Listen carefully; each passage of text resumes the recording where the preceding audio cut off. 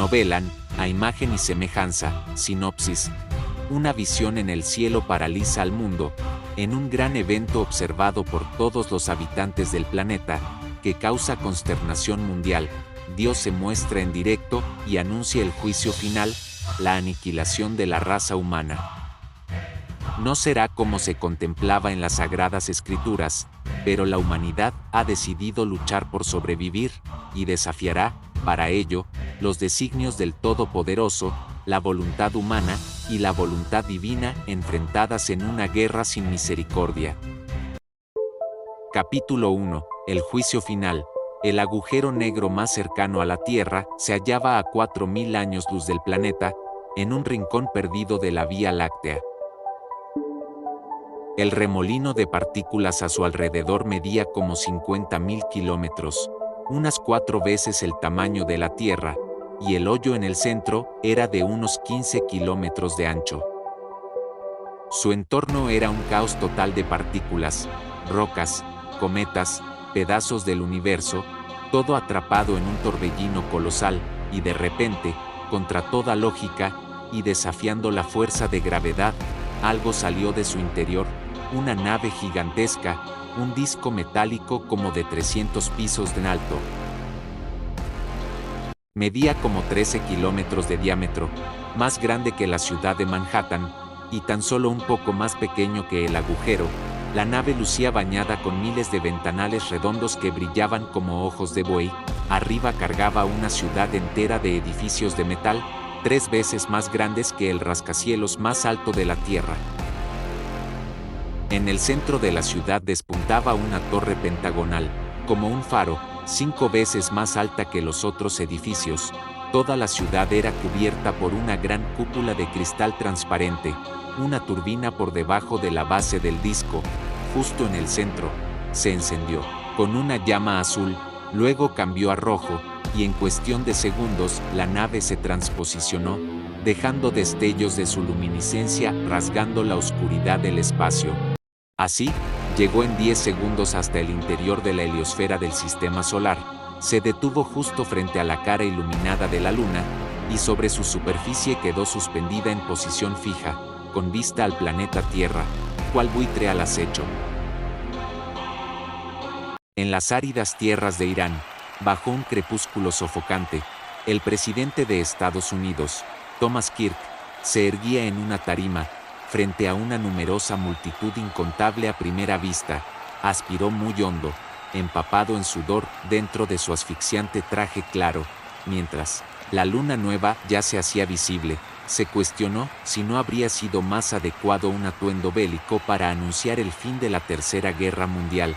Kirk, de 44 años de edad, y siendo el segundo presidente más joven de Estados Unidos, se deleitaba en ser el foco de atención frente a todos esos miles de iraníes que acudían a oír su discurso, en conjunto con los miles de soldados de las tropas de Estados Unidos y sus aliados, y los centenares de periodistas internacionales que cubrirían el evento. Tras un año en el cargo, había liderado la alianza de países que ganó la Tercera Guerra Mundial. La adrenalina del triunfo lo embriagaba, el servicio secreto acordonó la zona, y los militares desplegaron una seguridad impecable. Alex Davidson, un camarógrafo del canal de noticias NCN, enfocaba a Kirk desde la primera fila. Se trataba de un alto pelirrojo esbelto de 30 años, que muy bien podría pasar por soldado en vez de reportero. A su lado, la joven periodista Amanda Spencer aguardaba para arrojar una artillería de preguntas a Kirk. Más allá, tras ellos, miles de personas usando túnicas y turbantes, unos, y burkas, otras, observaban expectantes. Amanda oyó con sorpresa a Alex bufar con tedio.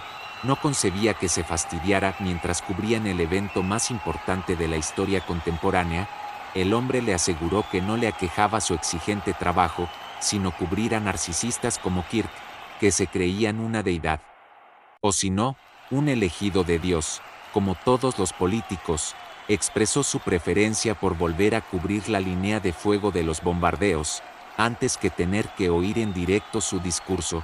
Millones de personas alrededor del mundo sintonizaron en sus televisores el evento, para oír el discurso de Thomas Kirk, héroe para muchos y villano para otros muchos.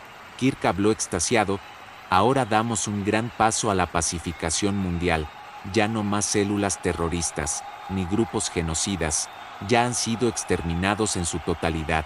Desde la última célula de Hezbollah hasta la última de Hamas, los grupos terroristas palestinos que impedían la paz entre israelíes y árabes ya no existen, e Israel acogerá en su territorio a los palestinos que deseen convivir en paz, como ciudadanos con los mismos derechos y deberes.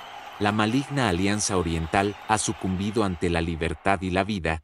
Mientras hablaba, Kirk veía en el rostro del público lo que buscaba, la admiración hacia un héroe, y eso lo hacía sentir invencible. El discurso generaba diversas reacciones en todo el globo. En Denver, Estados Unidos, Abdel al-Husayni, de 40 años, sollozaba ante el televisor, clamando a Alá por venganza.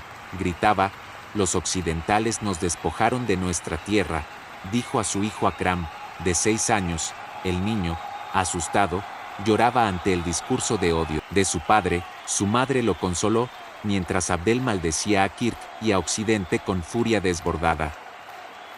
En Gran Bretaña, Juliet Spencer, politóloga, dudaba mientras veía a Kirk en la televisión. Esta paz es efímera, las teocracias árabes lucharán hasta perecer.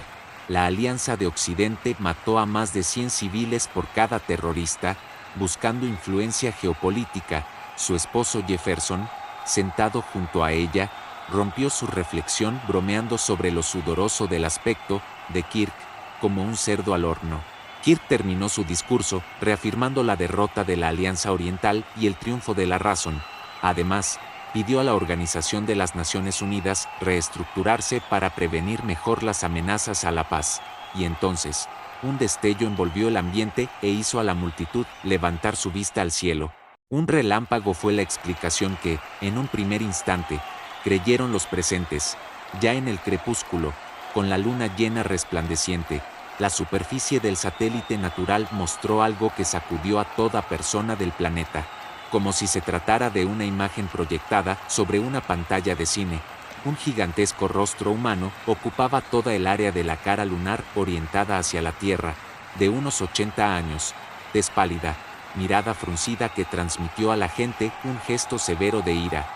Sus cejas grises y muy pobladas, cabello canoso largo hasta los hombros, barba y bigote gris ayudaban a darle ese aspecto.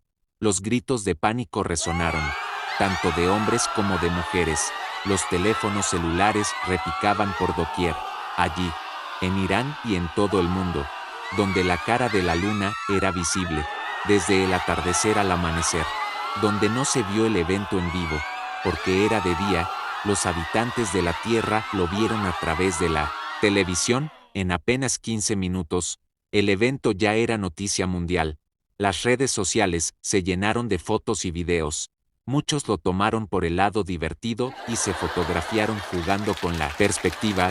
Ponían sus manos en una posición conveniente para crear la ilusión de que sostenían a la luna entre ellas, en una escena algo jocosa. Y es que muchos, en un primer momento, creían que efectivamente se trataba de una campaña publicitaria de alguna poderosa transnacional que habían logrado usar la luna para tal fin, seguramente gastando millonarias sumas de dinero para proyectar tal imagen en el satélite natural. El semblante estático y de una nitidez asombrosa no semejaba un retrato pintado, sino más bien una fotografía o una escena fílmica congelada. Incluso Thomas Kirk, en un primer instante, compartió esa hipótesis, considerando que ciertas empresas de gran envergadura ya habían manifestado su intención de emplear la luna como herramienta de publicidad. Sin embargo, otros, más temerosos, interpretaron la visión como un presagio bíblico del fin de los tiempos. El presidente Kirk descartó la hipótesis de la estrategia publicitaria, cuando Lois Parker, su secretaria, le informó haberse comunicado con el Departamento de Comercio de Estados Unidos, hacía unos segundos, desde donde negaron la aprobación, a cualquier empresa, de un permiso para semejante publicidad. Mientras tanto, el transbordador espacial estadounidense, Amanecer, que orbitaba la Tierra desde hacía meses para realizar labores de mantenimiento en el telescopio Hubble, se hallaba en una posición privilegiada. Desde la cabina de mando, su tripulación contemplaba, atónita, una colosal ciudad erigida sobre un disco metálico que flotaba en la órbita lunar. Desde el último nivel de una imponente torre pentagonal, un haz de luz azul brotaba como un faro, iluminando la cara visible de la Luna y proyectando la imagen del rostro humano. Los astronautas, al comprender que aquella ciudad era la fuente de la proyección, reaccionaron con premura. Louis Taylor, de 50 años de edad, comandante de la misión, estableció comunicación inmediata con la NASA para informar del hallazgo. En el control de misiones de la NASA, la actividad era febril, comparable a un centro de emergencias o una sala de control de tráfico aéreo. Decenas de mesas, equipadas con ordenadores, se alineaban en la extensa área, ocupadas por operadores, mientras una gran pantalla frontal exhibía datos esenciales de la misión. Órdenes a gritos se cruzaban en el aire. Gente iba y venía a paso rápido o corriendo de un lado a otro. Relojes digitales en la pared indicaban la hora y los horarios de cobertura satelital. En ese momento, la pantalla central mostraba la ciudad metálica orbitando la Luna, con su torre proyectando la imagen en el satélite natural. Todo era transmitido por el telescopio espacial Hubble. Paul Hill, director de operaciones de la NASA, de 50 años, tomó su teléfono y contactó a Daniel Olsen, comandante del Comando Espacial del Pentágono, para describirle la escena: una ciudad flotante bajo una gran cúpula de cristal, del tamaño de Nueva York, orbitando la Luna y proyectando el rostro. Acompañó su relato con un video enviado al teléfono de Olsen. El comandante del Pentágono, perplejo, se cuestionó cómo los radares no habían detectado la llegada de aquella nave. Paul le explicó que la nave había aparecido de forma repentina, sin previo aviso. Los radares solo la registraron una vez que ya orbitaba la Luna. Inmediatamente, Olsen informó al general Mike Carter, del Cuerpo de Marines, quien se encontraba junto al presidente Kirk en Irán, aún sobre la tarima, con su vista hacia la Luna. Ambos dedujeron que se trataba de una nave extraterrestre, cuya tecnología, claramente superior, había eludido los sistemas terrestres de detección. Kirk, buscando orientación, consultó a su secretario de Defensa Al. Charles Williams, sobre cómo proceder. Charles, con el cuello rígido tras observar la Luna durante largo rato, admitió su incertidumbre, pues nadie estaba preparado para tal evento. Williams, un hombre de 50 años, más alto que Kirk, que Carter, y que muchos otros, con voz contenida, recomendó al presidente contactar de inmediato al presidente del Estado Mayor Conjunto, al director de Inteligencia Nacional, y a los líderes de la NASA para una reunión virtual desde el avión presidencial. Aún no sabían si los visitantes eran hostiles, pero consideraba necesario estar preparados para una ofensiva en cuanto surgiera la menor señal de agresión. Luego giró la vista hacia el general Carter, un hombre corpulento con uniforme de combate verde oliva y el pecho cubierto de insignias, y le indicó que el cuerpo de marines debía estar listo para actuar. La acción inicial, subrayó, debía centrarse en contención, vigilancia e inteligencia. Carter asintió y de inmediato se dio la vuelta para transmitir las órdenes por su radio portátil. Williams añadió que también ordenaría al Comando Espacial mantener vigilancia constante sobre la nave y establecer protocolos de respuesta ante cualquier cambio abrupto. Al Comando Norte, ordenaría aumentar su nivel de alerta en defensa aérea y cibernética y reforzar la coordinación con el Mando Norteamericano de Defensa Aeroespacial NORAD y la NASA. Por último, dejaría al Comando Estratégico en máxima alerta, con el protocolo de disuasión nuclear listo para activarse en cuanto hubiera una orden directa ante una hostilidad confirmada.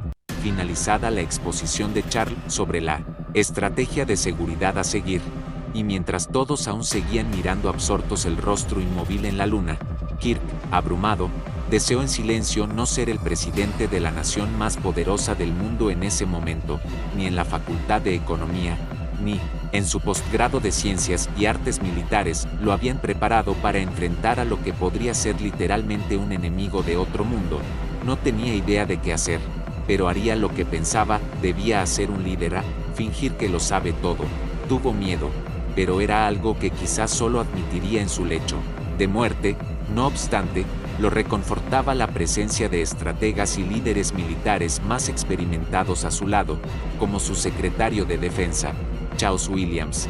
Por su parte, aunque se mostraba experto y seguro en su liderazgo como secretario de Defensa, por dentro maldecía que el evento más importante de la historia de la humanidad ocurriera justo cuando estaba por tomarse vacaciones familiares, las cuales era más que obvio que debía posponer. Carter, en voz baja, compartió su impresión del rostro en la luna. El viejo militar tenía de que el anciano, cuyo rostro se proyectaba en el satélite natural, parecía estar en una cabina de transmisión, como si una cámara lo enfocara, aguardando una señal para hablar. Kirk, sin comprender cómo Carter llegó a tal hipótesis, solo asintió. Ya habían transcurrido casi 40 minutos desde que el rostro humano apareció en la luna. Ninguna autoridad de gobierno en el mundo había hecho un pronunciamiento oficial al respecto a la ciudadanía, porque nadie tenía aún información certera que dar. Las personas seguían, a través de las redes sociales, mencionando diversas teorías, desde apocalípticas, asegurando que ese rostro en la luna era Dios para anunciar el juicio final, hasta ideas divertidas, sugiriendo que era una campaña publicitaria de Navidad adelantada, y el rostro era el de Santa Claus, y muchos exigían que los gobiernos informaran lo que ocurría. La incertidumbre empezaba a generar ansiedad y preocupación global. Los presidentes del Reino Unido, Francia, Alemania, Italia, Canadá y Japón, y las nuevas autoridades designadas de Irán, que se encontraban junto a Kirk para la firma del acuerdo de paz, intercambiaron impresiones. Una vez que Kirk les dio a conocer la poca información que les había llegado desde la NASA, todos coincidieron en que lo mejor sería resguardarse en sus aviones, allí esperar por más información de sus oficinas de inteligencia, y mantener contacto permanente vía videoconferencia. La multitud civil y militar, allá bajo la tarima, principalmente iraní, había caído de rodillas frente al rostro de la luna, en un gesto de miedo, sumisión y adoración. Darius Palavan, la nueva autoridad de transición en Irán, se contuvo de hacerlo mientras los presidentes del G7 permanecían allí. No quería ser tachado de irracional, pero en cuanto sus homólogos abordaron los helicópteros que los llevarían de regreso a sus aviones, sucumbió a sus antiguas doctrinas religiosas, se dejó caer de rodillas, con la frente pegada a la arena, empezó a preguntarse si estaba del lado equivocado de la historia, si aquel rostro en la luna era una señal, el anuncio de un castigo, una manifestación divina de rechazo de su posición tomada en la Tercera Guerra Mundial. Había sido un gran error, un pecado aliarse con el G7 y la Alianza Occidental para derrocar al régimen del Ayatollah y vencer a la Alianza Árabe, y si la restauración de la monarquía persa del Shah no era una corrección histórica, sino una provocación a Dios. Aryamer Palavan, su primo, heredero directo al trono, estaba a solo horas de regresar del exilio, para asumir el poder de Irán. Darius, siendo el mismo segundo en la línea de sucesión, ahora dudaba si había hecho lo correcto en pelear una guerra para sentarlo en el trono, y qué tal si Dios se había indignado tanto que ahora aparecía a la vista de todos, en la luna, para mostrar su ira y castigar a los rebeldes. En el hemisferio sur, en países tales como Australia y Nueva Zelanda, el rostro en la luna era visto invertido, cabeza abajo, mientras que en el hemisferio norte, incluyendo Irán, se veía en posición correcta. A tan solo 40 minutos de su aparición, el mundo estaba sumido en un frenesí de exaltación. En un remoto enclave egipcio, dentro de una recámara subterránea, el Dr. Clark, un arqueólogo delgado y cuarentón, desempolvaba con su brocha un antiguo muro de piedra caliza, compuesto por unos gigantescos bloques rectangulares de más de 1 metro de altura, con la cautela de quien manipula un artefacto explosivo. En aquel encierro sofocante, el polvo dificultaba su respiración, aún usando mascarilla con filtro. y cubría sus gafas protectoras. A medida que trabajaba, emergían símbolos. En la piedra, formas ya esperadas, figuras humanas egipcias de perfil adorando al dios Ra. Nada extraordinario. En otra sección de la recámara, su colega, el Dr. Spencer, un hombre regordete y canoso en sus 60 años, ejecutaba la misma tarea, alumbrándose con una vieja linterna.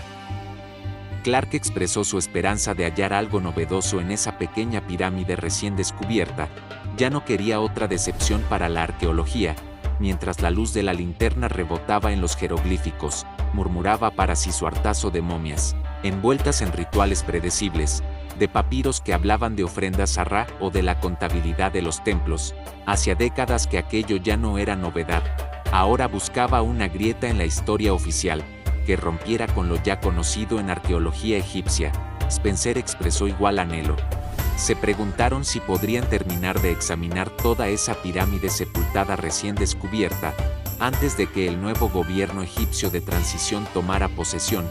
Con la derrota de la Alianza Árabe no sabían qué esperar de las nuevas autoridades. La Tercera Guerra Mundial había sumido todo en caos e incertidumbre. Clark y Spencer tomaron fotografías de todos los símbolos y jeroglíficos encontrados, para luego decodificarlos con calma en la comodidad de su casa de hospedaje, y no en aquella tumba sofocante.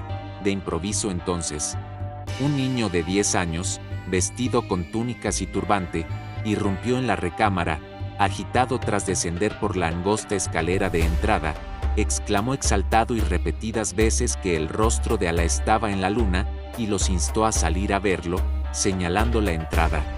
Los arqueólogos, aun cuando entendieron su idioma, se vieron confundidos por sus palabras, y lo siguieron, creyendo en que el niño hablaba en metáfora, para indicar algo grave que ocurría afuera.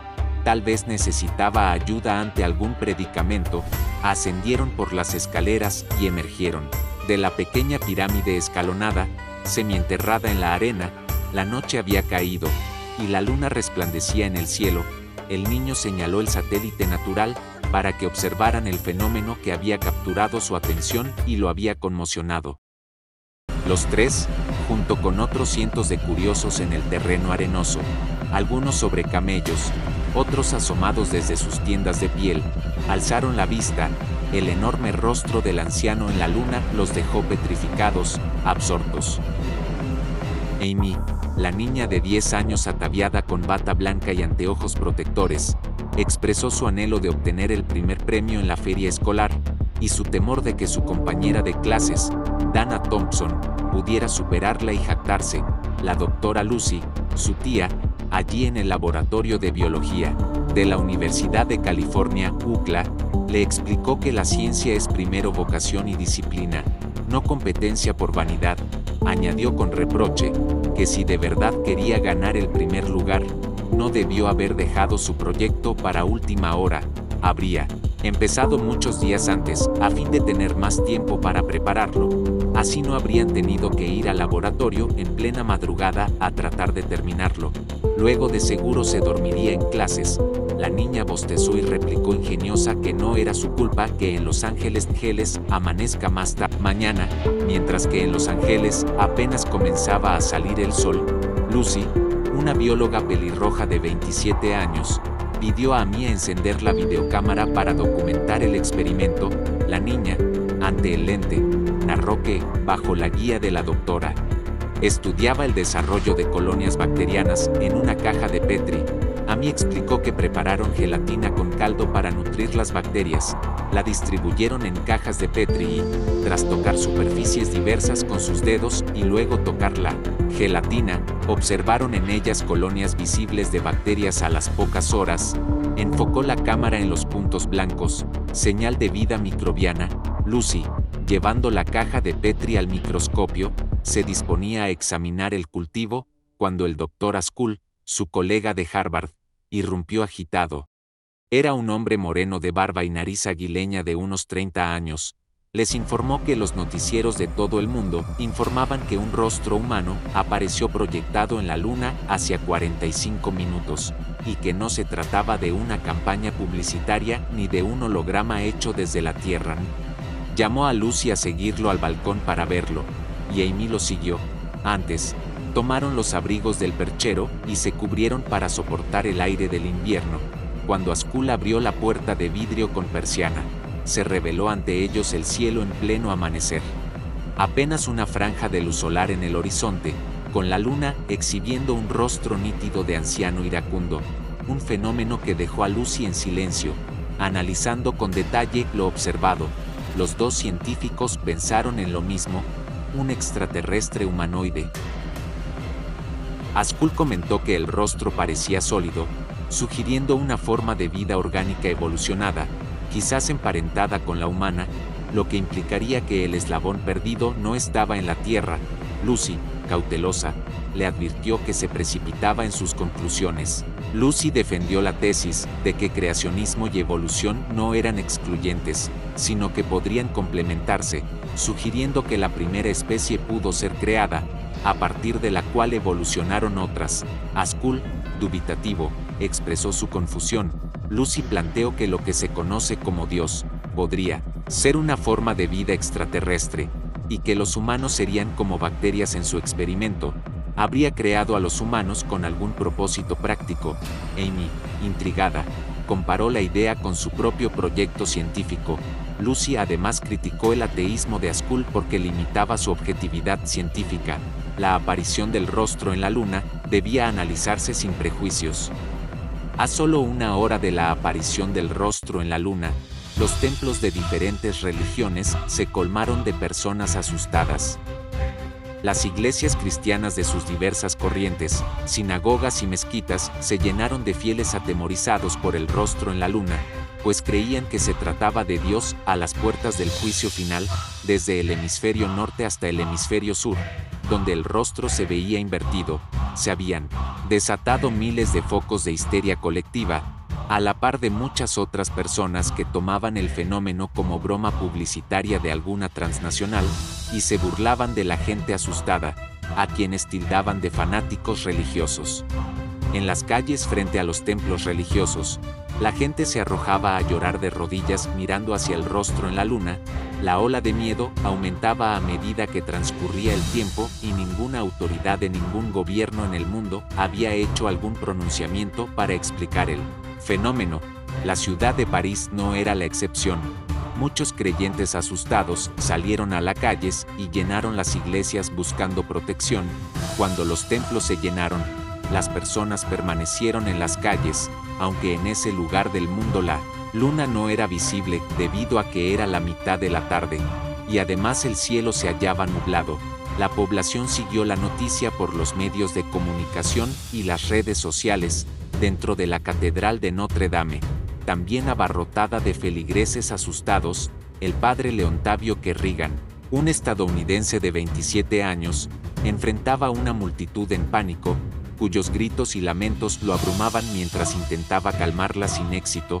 Una anciana, la señora Peterson, le imploró confesión, temerosa del infierno, y que intercediera por ella ante Dios, para que le perdonara sus pecados. Un hombre de 50 años, el señor Tanner, lamentó haber sido mal hijo, mal esposo y padre, y suplicó también intercesión. Una niña, a su lado, le rogó ayuda para su padre ante el supuesto castigo divino. La muchedumbre, en un frenesí, se arrodillaba o convulsionaba, sumida en histeria colectiva. Leontavio había prestado servicio militar en EU por 3 años durante la Tercera Guerra Mundial, antes de iniciar su carrera sacerdotal. Aquella escena le produjo una ansiedad similar a estar en el campo de batalla. El padre Leontavio, al borde del desespero, alzó la voz, proclamando que Dios era misericordioso, no vengativo, y que el verdadero arrepentimiento debía ser sincero y no basado en el miedo. Entonces, luego de 1 hora y 10 minutos desde su aparición, mismo periodo en el que se había mantenido inmóvil, el mundo entero hizo silencio y contuvo el aliento. Cuando el rostro en la luna al fin hizo comunicación, habló con tono grave, cavernoso, vibrante y solemne, y de forma inexplicable para la raza humana, logró que en cada país, sus habitantes lo oyeran en su idioma nativo, en un volumen adecuado, pese a la distancia, como si estuviera junto a quienes le hablaba. su voz se multiplicaba por 3, como si 3 hombres con igual tono hablaran reverberando en perfecta sincronía. Sus labios apenas se movieron al pronunciar esas palabras, que confirmaron el peor temor de los religiosos y borraron la sonrisa de los escépticos. Heme aquí, hijos míos, os he dado a conocer mi rostro, porque es justo que los condenados a muerte conozcáis el rostro del juez que emite veredicto y sentencia. No parpadeaba, hablaba con la lentitud de quien desea que cada palabra calara en lo más profundo de quien la oye. He juzgado a la humanidad, y sus almas corrompidas claman por su exterminio.